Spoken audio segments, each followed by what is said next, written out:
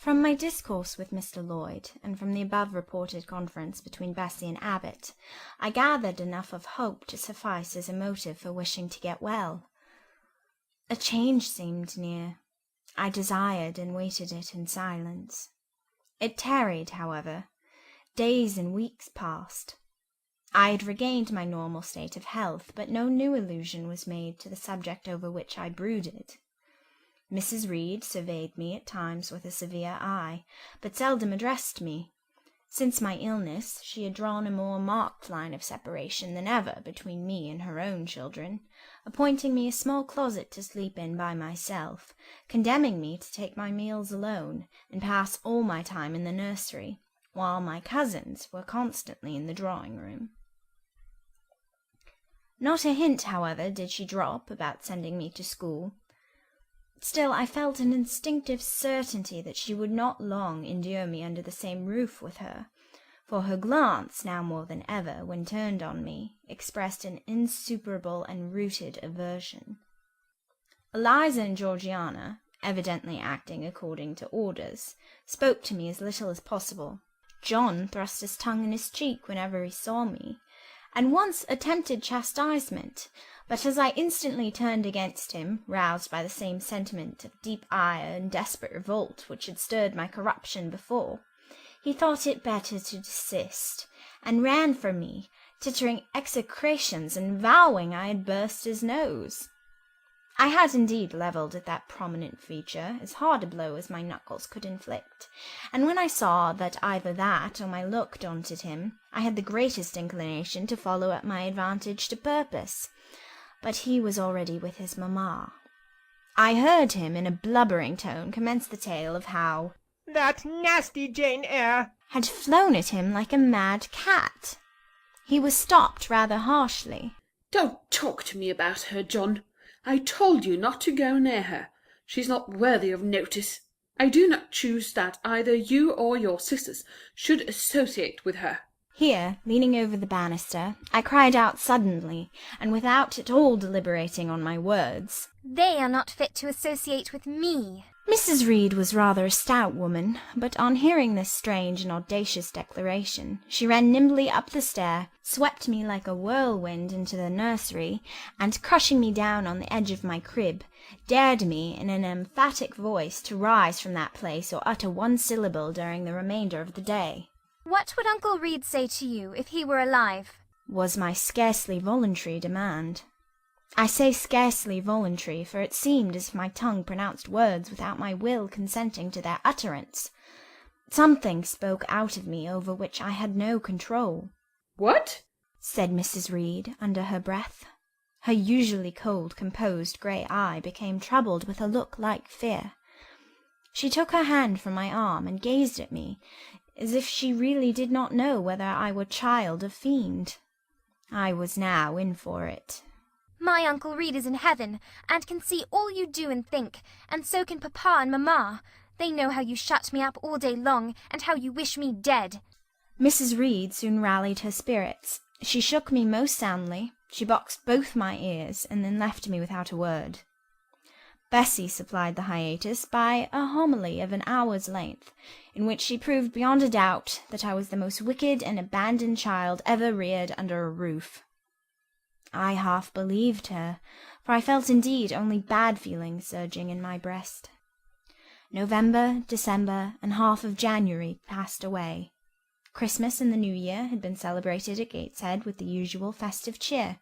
Presents had been interchanged, dinners and evening parties given. From every enjoyment I was, of course, excluded. My share of the gaiety consisted in witnessing the daily apparelling of Eliza and Georgiana, and seeing them descend to the drawing-room, dressed out in thin muslin frocks and scarlet sashes, with hair elaborately ringleted, and afterwards in listening to the sound of the piano or the harp played below, to the passing to and fro of the butler and the footman, to the jingling of glass and china as refreshments were handed, to the broken hum of conversation as the drawing-room door opened and closed. When tired of this occupation, I would retire from the stairhead to the solitary and silent nursery. There, though somewhat sad, I was not miserable. To speak truth, I had not the least wish to go into company, for in company I was very rarely noticed. And if Bessie had been kind and companionable, I should have deemed it a treat to spend the evenings quietly with her, instead of passing them under the formidable eye of Mrs. Reed in a room full of ladies and gentlemen.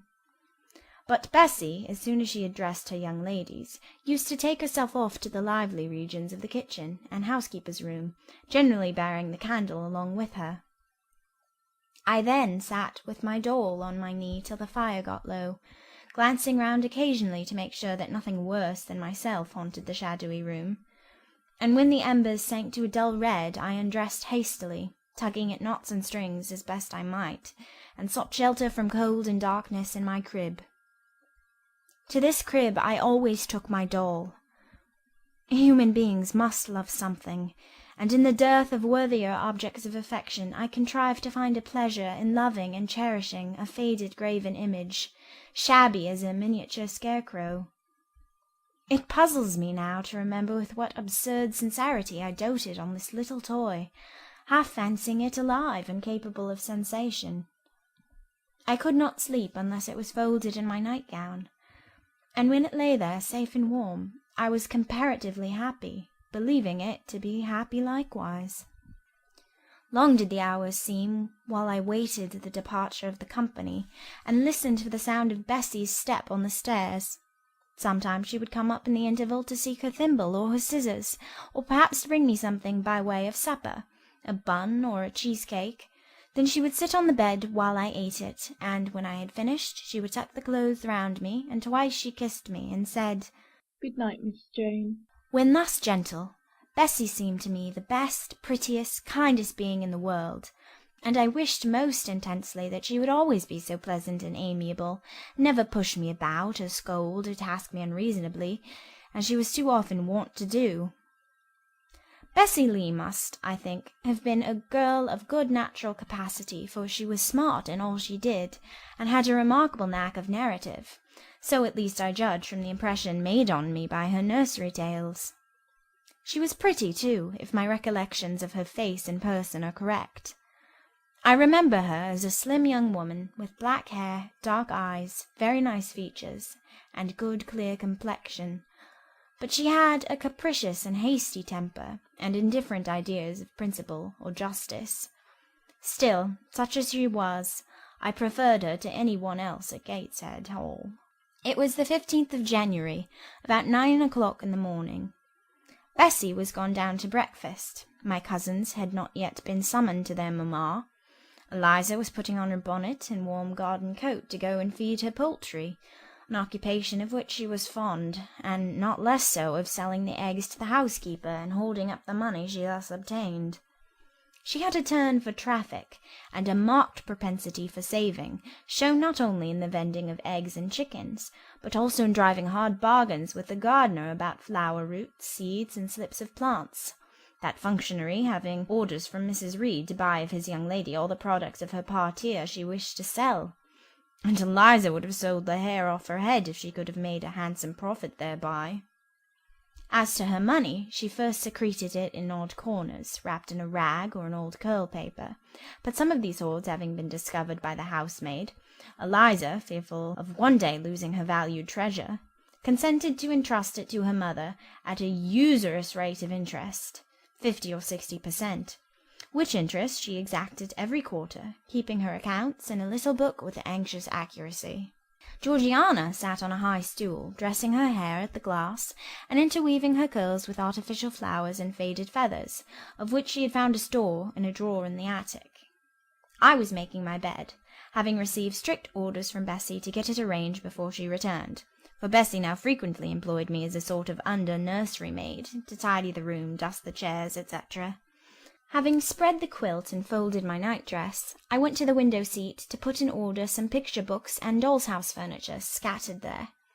An abrupt command from Georgiana to let her playthings alone, for the tiny chairs and mirrors, the fairy plates and cups were her property, stopped my proceedings, and then, for lack of other occupation, I fell to breathing on the frost flowers with which the window was fretted, and thus clearing a space in the glass through which I might look out on the grounds, where all was still and petrified under the influence of a hard frost. From this window were visible the porter's lodge and the carriage road, and just as I had dissolved so much of the silver-white foliage veiling the panes as left room to look out, I saw the gates thrown open and a carriage roll through. I watched it ascending the drive with indifference. Carriages often came to Gateshead, but none ever brought visitors in whom I was interested. It stopped in front of the house. The door bell rang loudly. The newcomer was admitted. All this being nothing to me, my vacant attention soon found livelier attraction in the spectacle of a little hungry robin, which came and chirruped on the twigs of the leafless cherry-tree nailed against the wall near the casement. The remains of my breakfast of bread and milk stood on the table, and, having crumbled a morsel of roll, I was tugging at the sash to put out the crumbs on the window-sill when Bessie came running upstairs into the nursery. Miss Jane, take off your pinafore. What are you doing there? Have you washed your hands and face this morning? I gave another tug before I answered, for I wanted the bird to be secure of its bread. The sash yielded. I scattered the crumbs, some on the stone-sill, some on the cherry-tree bough. Then, closing the window, I replied, "No, Bessie. I have only just finished dusting." Troublesome, careless child. And what are you doing now? You look quite red as if you had been about some mischief. What were you opening the window for? I was spared the trouble of answering, for Bessie seemed in too great a hurry to listen to explanations. She hauled me to the washstand, inflicted a merciless but happily brief scrub on my face and hands with soap, water, and a coarse towel, disciplined my head with a bristly brush, denuded me of my pinafore, and then, hurrying me to the top of the stairs, bid me go down directly, as I was wanted in the breakfast-room. I would have asked who wanted me. I would have demanded if Mrs. Reed was there, but Bessie was already gone, and had closed the nursery door upon me. I slowly descended. For nearly 3 months I had never been called to Mrs. Reed's presence. Restricted so long to the nursery, the breakfast, dining, and drawing-rooms were become for me awful regions, on which it dismayed me to intrude. I now stood in the empty hall. Before me was the breakfast-room door, and I stopped, intimidated and trembling. What a miserable little poltroon had fear engendered of unjust punishment made of me in those days! I feared to return to the nursery, and feared to go forward to the parlour. 10 minutes I stood in agitated hesitation. The vehement ringing of the breakfast-room bell decided me. I must enter. "Who could want me?" I asked inwardly, as with both hands I turned the stiff door-handle, which for a second or two resisted my efforts. "What should I see besides Aunt Reed in the apartment? A man or a woman?" The handle turned, the door unclosed, and passing through and curtsying low, I looked up at a black pillar. Such, at least, appeared to me at first sight, the straight, narrow, sable-clad shape standing erect on the rug. The grim face at the top was like a carved mask, placed above the shaft by way of capital. Mrs. Reed occupied her usual seat by the fireside. She made a signal to me to approach. I did so, and she introduced me to the stony stranger with the words, "This is the little girl respecting whom I applied to you." He, for it was a man, turned his head slowly towards where I stood, and, having examined me with the 2 inquisitive-looking grey eyes which twinkled under a pair of bushy brows, said solemnly and in a bass voice, "Her size is small. What is her age?" 10 years. "So much," was the doubtful answer, and he prolonged his scrutiny for some minutes. Presently he addressed me. "Your name, little girl?" "Jane Eyre, sir." In uttering these words I looked up. He seemed to me a tall gentleman, but then I was very little. His features were large, and they and all the lines of his frame were equally harsh and prim. "Well, Jane Eyre, and are you a good child?" Impossible to reply to this in the affirmative. My little world held a contrary opinion. I was silent. Mrs. Reed answered for me by an expressive shake of the head, adding soon, "Perhaps the less said on that subject the better, Mr. Brocklehurst." "Sorry indeed to hear it. She and I must have some talk." And bending from the perpendicular, he installed his person in the armchair opposite Mrs. Reed's. Come here, he said. I stepped across the rug. He placed me square and straight before him. What a face he had, now that it was almost on a level with mine! What a great nose! And what a mouth! And what large, prominent teeth! No sight so sad as that of a naughty child, he began. Especially a naughty little girl. Do you know where the wicked go after death? They go to hell, was my ready and orthodox answer. And what is hell? Can you tell me that? a pit full of fire. And should you like to fall into that pit, and to be burning there forever? No, sir. What must you do to avoid it? I deliberated a moment. My answer, when it did come, was objectionable. I must keep in good health and not die. How can you keep in good health? Children younger than you die daily. I buried a little child of 5 years old, only a day or two since, a good little child, whose soul is now in heaven. It is to be feared the same cannot be said of you, were you to be called hence. Not being in a condition to remove his doubt, I only cast my eyes down on the 2 large feet planted on the rug, and sighed, wishing myself far enough away. I hope that sigh is from the heart, and that you repent of ever having been the occasion of discomfort to your excellent benefactress. Benefactress? Benefactress? Said I inwardly. They all call Mrs. Reed my benefactress. If so, a benefactress is a disagreeable thing. Do you say your prayers night and morning? Continued my interrogator. Yes, sir. Do you read your Bible? Sometimes. With pleasure? Are you fond of it? I like Revelations, and the book of Daniel, and Genesis and Samuel, and a little bit of Exodus, and some parts of Kings and Chronicles, and Job and Jonah. And the Psalms? I hope you like them. No, sir. No? Oh, shocking. I have a little boy younger than you who knows 6 Psalms by heart, and when you ask him which he would rather have, a gingerbread nut to eat or a verse of a psalm to learn, he says, "Oh, the verse of a psalm. Angels sing psalms," says he. "I wish to be a little angel here below." He then gets 2 nuts in recompense for his infant piety. Psalms are not interesting, I remarked. That proves you have a wicked heart, and you must pray to God to change it, to give you a new and clean one, to take away your heart of stone and give you a heart of flesh. I was about to propound a question touching the manner in which that operation of changing my heart was to be performed, when Mrs. Reed interposed, telling me to sit down. She then proceeded to carry on the conversation herself.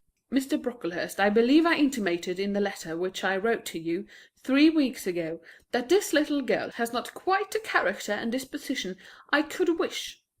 Should you admit her into Lowood School, I should be glad if the superintendent and teachers were requested to keep a strict eye on her, and, above all, to guard against her worst fault, a tendency to deceit. I mention this in your hearing, Jane, that you may not attempt to impose on Mr. Brocklehurst. Well might I dread, well might I dislike Mrs. Reed, for it was her nature to wound me cruelly. Never was I happy in her presence. However carefully I obeyed, however strenuously I strove to please her, my efforts were still repulsed and repaid by such sentences as the above. Now, uttered before a stranger, the accusation cut me to the heart. I dimly perceived that she was already obliterating hope from the new phase of existence which she destined me to enter. I felt, though I could not have expressed the feeling, that she was sowing aversion and unkindness along my future path. I saw myself transformed under Mr. Brocklehurst's eye into an artful, noxious child. And what could I do to remedy the injury? Nothing, indeed, thought I, as I struggled to repress a sob and hastily wiped away some tears, the impotent evidence of my anguish. Deceit is indeed a sad fault in a child, said Mr. Brocklehurst. It is akin to falsehood, and all liars will have their portion in the lake burning with fire and brimstone. She shall, however, be watched, Mrs. Reed.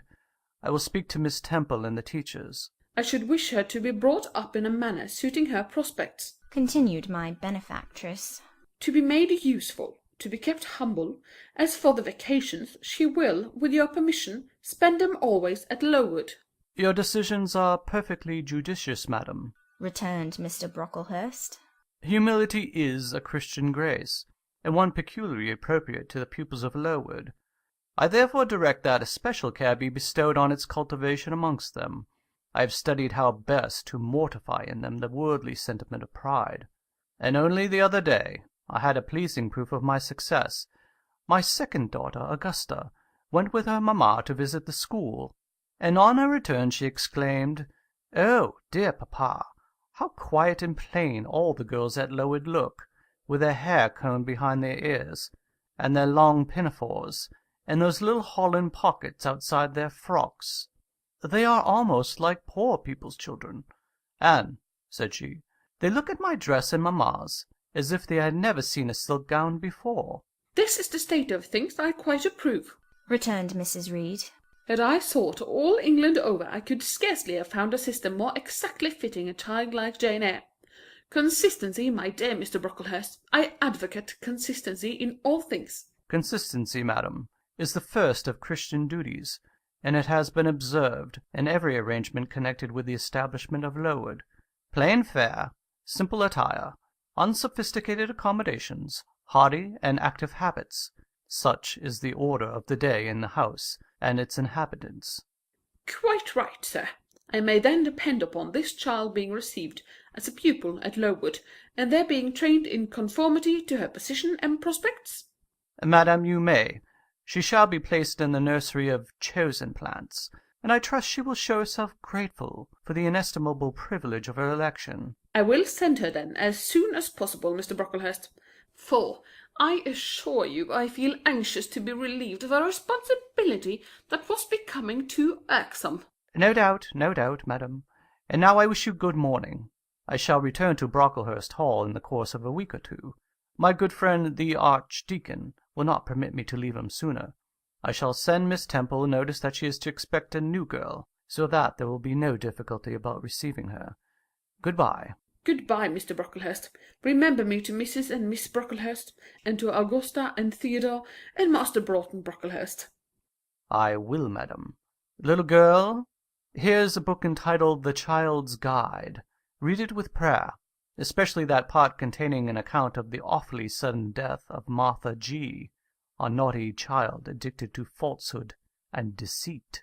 With these words Mr. Brocklehurst put into my hand a thin pamphlet sewn in a cover, and having rung for his carriage, he departed. Mrs. Reed and I were left alone. Some minutes passed in silence. She was sewing. I was watching her. Mrs. Reed might be at that time some 6 or 37. She was a woman of robust frame, square-shouldered and strong-limbed, not tall, and though stout, not obese. She had a somewhat large face, the underjaw being much developed and very solid.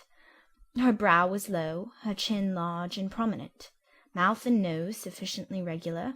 Under her light eyebrows glimmered an eye devoid of ruth. Her skin was dark and opaque, her hair nearly flaxen.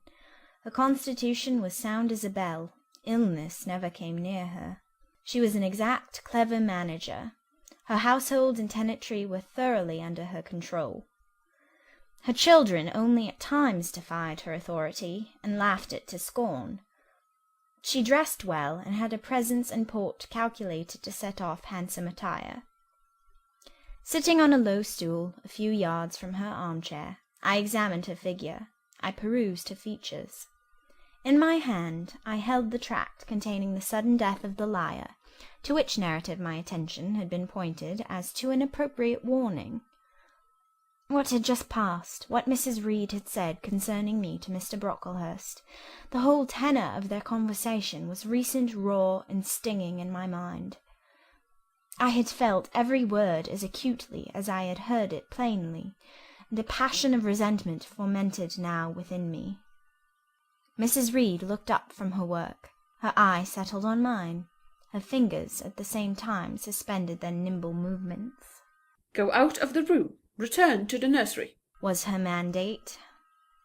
My look, or something else, must have struck her as offensive, for she spoke with extreme though suppressed irritation. I got up. I went to the door. I came back again. I walked to the window, across the room, then close up to her. Speak I must. I had been trodden on severely, and must turn. But how? What strength had I to dart retaliation at my antagonist? I gathered my energies and launched them in this blunt sentence. I am not deceitful. If I were, I should say I loved you, but I declare I do not love you. I dislike you the worst of anybody in the world except John Reed, and this book about the liar you may give to your girl, Georgiana, for it is she who tells lies, and not I. Mrs. Reed's hands still lay on her work, inactive. Her eye of ice continued to dwell freezingly on mine. What more have you to say? She asked, rather in the tone in which a person might address an opponent of adult age than such as is ordinarily used to a child. That eye of hers, that voice, stirred every antipathy I had. Shaking from head to foot, thrilled with ungovernable excitement, I continued. I am glad you are no relation of mine. I will never call you aunt again, as long as I live. I will never come to see you when I am grown up. And if anyone asks me how I liked you and how you treated me, I will say the very thought of you makes me sick, and that you treated me with miserable cruelty. How dare you affirm that, Jane Eyre? How dare I, Mrs. Reed? How dare I? Because it is the truth. You think I have no feelings, and that I can do without one bit of love or kindness, but I cannot live so, and you have no pity. I shall remember how you thrust me back, roughly and violently thrust me back into the Red Room, and locked me up there, to my dying day, though I was in agony, though I cried out while suffocating with distress, have mercy, Aunt Reed. And that punishment you made me suffer because your wicked boy struck me, knocked me down for nothing. I will tell anybody who asks me questions this exact tale. People think you a good woman, but you are bad, hard-hearted. You are deceitful. Ere I had finished this reply, my soul began to expand, to exult with the strangest sense of freedom, of triumph, I ever felt. It seemed as if an invisible bond had burst, and that I had struggled out into unhoped-for liberty. Not without cause was this sentiment. Mrs. Reed looked frightened. Her work had slipped from her knee. She was lifting up her hands, rocking herself to and fro, and even twisting her face as if she would cry. Jane, you are under a mistake. What is the matter with you? Why do you tremble so violently? Would you like to drink some water? No, Mrs. Reed. Is there anything else you wish for, Jane? I assure you I desire to be your friend. Not you. You told Mr. Brocklehurst I had a bad character, a deceitful disposition, and I'll let everybody at Lowood know what you are and what you have done. Jane, you don't understand these things. Children must be corrected for their faults. Deceit is not my fault, I cried out in a savage high voice. But you are passionate, Jane, that you must allow. And now return to the nursery. There's a dear, and lie down a little. I am not your dear. I cannot lie down. Send me to school soon, Mrs. Reed, for I hate to live here. I will indeed send her to school soon, murmured Mrs. Reed sotto voce, and gathering up her work she abruptly quitted the apartment. I was left there alone, winner of the field. It was the hardest battle I had fought, and the first victory I had gained. I stood a while on the rug where Mr. Brocklehurst had stood, and I enjoyed my conqueror's solitude. First I smiled to myself and felt elate, but this fierce pleasure subsided in me as fast as did the accelerated throb of my pulses. A child cannot quarrel with its elders as I had done, cannot give its furious feelings uncontrolled play as I had given mine, without experiencing afterwards the pang of remorse and the chill of reaction. A ridge of lighted heath, alive, glancing, devouring, would have been a meet emblem of my mind when I accused and menaced Mrs. Reed. The same ridge, black and blasted after the flames are dead, would have represented as meetly my subsequent condition, when half an hour's silence and reflection had shown me the madness of my conduct, and the dreariness of my hated and hating position. Something of vengeance I had tasted for the first time, as aromatic wine, it seemed, on swallowing, warm and racy. Its after-flavour, metallic and corroding, gave me a sensation as if I had been poisoned. Willingly would I now have gone and asked Mrs. Reed's pardon, but I knew, partly from experience and partly from instinct, that was the way to make her repulse me with double scorn, thereby re-exciting every turbulent impulse of my nature. I would fain exercise some better faculty than that of fierce speaking, fain find nourishment for some less fiendish feeling than that of sombre indignation. I took a book, some Arabian tales. I sat down and endeavoured to read. I could make no sense of the subject. My own thoughts swam always between me and the page I had usually found fascinating. I opened the glass door in the breakfast-room. The shrubbery was quite still. The black frost reigned, unbroken by sun or breeze, through the grounds. I covered my head and arms with the skirt of my frock, and went out to walk in a part of the plantation which was quite sequestered. But I found no pleasure in the silent trees, the falling fir cones, the congealed relics of autumn, russet leaves swept by past winds in heaps and now stiffened together. I leaned against a gate and looked into an empty field where no sheep were feeding, where the short grass was nipped and blanched. It was a very grey day, a most opaque sky, onding on snaw, canopied all. Thence flakes fell at intervals, which settled on the hard path, and on the hoary lea without melting. I stood, a wretched child enough, whispering to myself over and over again, "What shall I do? What shall I do?" All at once I heard a clear voice call, "Miss Jane, where are you? Come to lunch." It was Bessie, I knew well enough, but I did not stir. Her light step came tripping down the path. "You naughty little thing," she said. "Why don't you come when you are called?" Bessie's presence, compared with the thoughts over which I had been brooding, seemed cheerful, even though, as usual, she was somewhat cross. The fact is, after my conflict with and victory over Mrs. Reed, I was not disposed to care much for the nursemaid's transitory anger, and I was disposed to bask in her youthful lightness of heart. I just put my 2 arms round her and said, "Come, Bessie, don't scold." The action was more frank and fearless than any I was habituated to indulge in. Somehow it pleased her. "You are a strange child, Miss Jane," she said, as she looked down at me. "a little roving solitary thing. And you are going to school, I suppose? I nodded. And won't you be sorry to leave poor Bessie?" What does Bessie care for me? She is always scolding me. "Because you're such a queer, frightened, shy little thing. You should be bolder." What? To get more knocks? "Nonsense! But you are rather put upon, that is certain. My mother said when she came to see me last week that she would not like a little one of her own to be in your place. Now come in, I've got some good news for you." I don't think you have, Bessie. "Child, what do you mean? What sorrowful eyes you fix on me!" "Well, but Mrs. and the young ladies and Master John are going out to tea this afternoon, and you shall have tea with me. I'll ask cook to bake you a little cake, and then you shall help me to look over your drawers, for I am soon to pack your trunk. Mrs. intends you to leave Gateshead in a day or 2, and you shall choose what toys you like to take with you." Bessie, you must promise not to scold me any more till I go. "Well, I will. But mind you are a very good girl, and don't be afraid of me. Don't start when I chance to speak rather sharply. It's so provoking." I don't think I shall ever be afraid of you again, Bessie, because I have got used to you, and I shall soon have another set of people to dread. "If you dread them, they'll dislike you." As you do, Bessie. "I don't dislike you, miss. I believe I am fonder of you than of all the others." You don't show it. "You little sharp thing! You've got quite a new way of talking. What makes you so venturesome and hardy?" Why, I shall soon be away from you, and besides— I was going to say something about what had passed between me and Mrs. Reed, but on second thoughts I considered it better to remain silent on that head. "And so you are glad to leave me?" Not at all, Bessie. Indeed, just now I'm rather sorry. "Just now and rather! How coolly my little lady says it! I dare say now if I were to ask you for a kiss, you wouldn't give it me. You'd say you'd rather not." I'll kiss you and welcome. Bend your head down." Bessie stooped. We mutually embraced, and I followed her into the house quite comforted.